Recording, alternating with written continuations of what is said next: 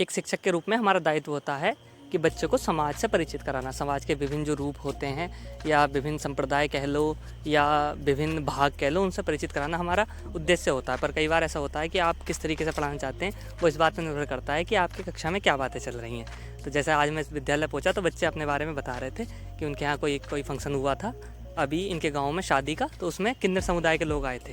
तो फिर मैंने उसी संबंध में आज बात जारी रखी है कि किन्नर किसे कहते हैं। मम्मी क्या है? इनमें कौन मम्मी ये है या ये है? ये वाली मम्मी है। मम्मी है। अब पापा? तुम्हारे पापा क्या है?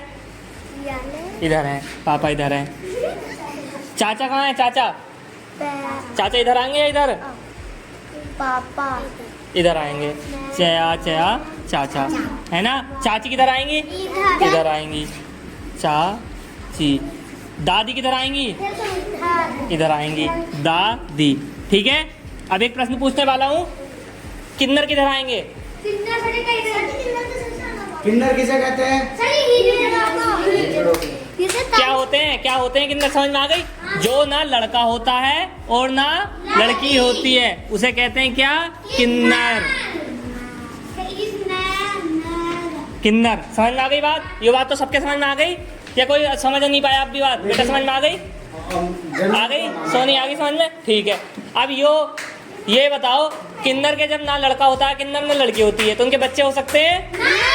नहीं हो सकते। किन्नरों के बच्चे नहीं हो सकते। तो किन्नरों की जनसंख्या कैसे बढ़ती है?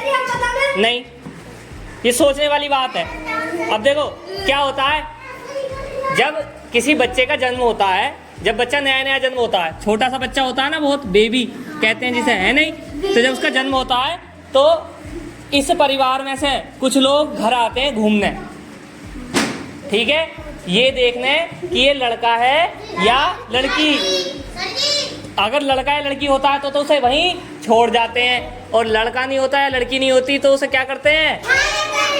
अपने साथ ले जाते हैं। इसलिए तुम्हें समाज में दिखता नहीं। हो सकता है कि बिजोरे में भी पैदा हुए हों किन्नर, पर वो यहाँ दिखने के नहीं है। क्यों? क्योंकि किन्नर उन्हें ले जाते हैं। समझ में आ गई? इसलिए हर बार अब समाज ने ऐसा सिस्टम बना रखा है ना कि किन्नर अलग कर दिए, इसलिए हर बार जब भी किसी के यहाँ शादी होती है या किसी के बच्चे होते हैं तो वो वहाँ आ जाते हैं। समझ में आ गई बात? अच्छा ये बताओ, उन्हें फिर पैसे क्यों देते हैं हम? खुशी में देते हैं। और क्या कारण हो सकता है?